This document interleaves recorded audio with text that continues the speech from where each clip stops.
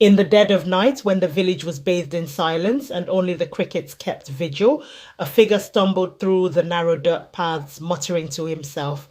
The villagers knew him well. Okafo, the town drunkard. His days were spent in the haze of palm wine, his nights in the company of stray dogs and distant memories. No one paid him much mind anymore, not even when he came close to the palace, where the guards merely shook their heads at his ramblings. But tonight was different. Princess Amara, the daughter of King Odom, was known far and wide for her beauty and wisdom. She was the jewel of the kingdom, admired by all, but despite the many suitors who came from far and wide, she had yet to find someone worthy of her heart. The princess was not interested in riches or power. She wanted a man with courage, someone who would stand by her side through thick and thin. Her closest maidens, Adeze and Ifunanya, often accompanied her on walks through the palace gardens, where they would talk about the many suitors who had tried and failed to win her favor. What about Prince Chijioke from the western lands? Adeze would ask, but Amara would only shake her head. He has courage, yes, but his heart is filled with pride, she would reply. As days turned into weeks, Amara grew more disheartened. She confided in Ifunanya one evening, I wish to marry not just a prince, but a man of true honor, someone who would risk everything for what is right, even if it costs him his life. Meanwhile, in the farthest corner of the village, Okafor's life continued on its downward spiral. He had once been a respected man, a warrior in his youth, but those days were long behind him. After the death of his wife and child during a plague, he had sought solace in drink, and the bottle had taken everything else he had. His friends drifted away, unable to bear watching his self-destruction. His family turned their backs, ashamed of what he had become. Okafor's only companions now were the other outcasts of the village, but even they kept their distance, fearing his outbursts when he was too deep in his cups. He had become a ghost of the man he once was, staggering through life with no purpose or hope. But on one fateful night, everything would change. It was late, and the village was cloaked in darkness. Okafo, as usual, had wandered away from the small hut he called home, seeking the familiar comforts of the palm wine he could no longer afford. As he stumbled near the edge of the village, close to the dense forest that bordered the kingdom, he heard voices, low, conspiratorial whispers that immediately set his nerves on edge. He crept closer, his senses sharpened despite the fog of alcohol. There, hidden among the trees, were men he had never seen before, dressed in dark robes, speaking in hushed tones. Okafor's heart pounded as he listened to their words. The king has grown complacent, one of the men said. He believes his kingdom is invincible, but we will strike when he least expects it. At dawn we will invade. The warriors will be asleep and the palace will fall without a fight. Okafor's blood ran cold. He knew he had to act, but who would believe the words of a drunkard? Would the king's guards even let him near the palace gates? He had no time to think. He had to try. With unsteady legs, he ran towards the palace, his breath coming in ragged gasps.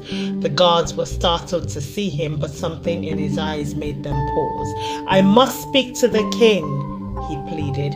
It's a matter of life and death. Reluctantly, they brought him before King Odom.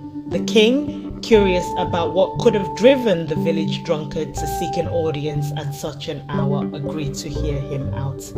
Okafo, still panting, relayed everything he had heard. The king listened, his face growing more serious with each word. King Odom was a wise ruler who had seen much in his years. Though he knew of Okafor's reputation, he also knew that there was truth in his eyes that night. The king called for his most trusted warriors and advisors, instructing them to prepare for battle. We must not take this lightly, he commanded. "If what Okafo says is true, our kingdom is in grave danger." The warriors, though skeptical of the source, obeyed without question. They armed themselves and took strategic positions around the palace and village, ready to defend their home. The king himself stayed up through the night, praying that they were not too late. As the first light of dawn broke, the invaders came, just as Okafo had overheard. They crept through the forest, weapons at the ready, confident in their plan to take the kingdom by surprise. But instead of an easy victory, they found themselves surrounded by the king's warriors, who launched a ferocious attack. The battle was swift and decisive, with the invaders captured before they could reach the palace. When the dust settled, King Odom stood before Okafo, his expression one of deep gratitude. "You have saved my kingdom," the king said, his voice filled with emotion. "Without you, we would have been caught unprepared. I owe you a debt that cannot be repaid with mere words." The king's gratitude was immense, but his mind was already working on how best to reward the man who had saved them all. "You shall have a reward befitting your bravery," he declared. "But first, there is something I must ask." He turned to his daughter, Princess Amara, who had watched the events unfold with a mixture of awe and curiosity. "My daughter," the king began, "I know you have sought a man worthy of your hand in marriage. Okafo, though once lost, has proven himself a hero this day. Would you consider him as your husband?" Amara looked at Okafo, who was still trembling from the adrenaline of the night. She saw not the man who had been scorned by the village, but a man of courage and conviction, someone who had risked everything to do what was right. She nodded slowly, a smile spreading across her face. "Yes, father, he is deserving." Okafo was stunned, his eyes filled with tears as he fell to his knees before the princess. "I am not worthy," he whispered, "but if you will have me, I will spend the rest of my life proving that I can be." The king ordered that Okafo be cleaned up and dressed in fine clothes. The palace staff, who had once looked down on him, now treated him with respect, helping him prepare for his new life. Over the coming weeks, Okafo worked to rid himself of his drinking habits, determined to be the man the princess believed him to be. As Okafo transformed, so too did the way the village viewed him. The man who was once a laughingstock became a respected figure, admired for his bravery and dedication. His old friends who had abandoned him now sought his company, but Okafo had changed. He chose to spend his time with those who supported his new path, his family who had always hoped for his redemption, and the new friends he made among the palace staff and warriors. The day of the wedding was a grand celebration, with the entire village coming together to honor the couple. The princess, dressed in the finest silks, walked down the aisle with a radiant smile, her hand in Okafor's. The king himself officiated the ceremony, blessing the union and praising the man who had saved them all. From that day forward, Okafo and Princess Amara ruled the kingdom together. Okafo, no longer the village drunkard, became a wise and compassionate leader, drawing on his past to guide his decisions. The villagers, once doubtful of his worth, now looked up to him with admiration and respect. The tale of the drunkard who became a hero was passed down through generations, a reminder that true worth is not found in riches or titles, but in the courage to do what is right, no matter the cost. The story of Okafo, the village drunkard who becomes a hero and marries the princess, conveys several important morals. Redemption is possible.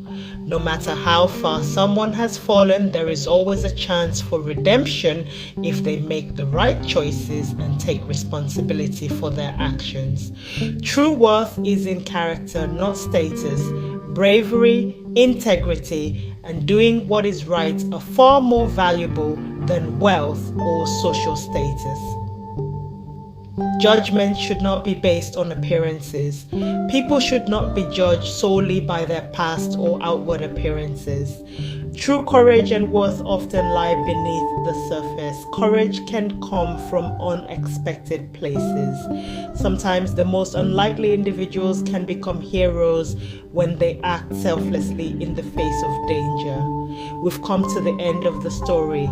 If you enjoyed it, please like, comment on it, share it with your loved ones, subscribe to the channel if you haven't already, and click the notification bell so you'll know when a new video is released.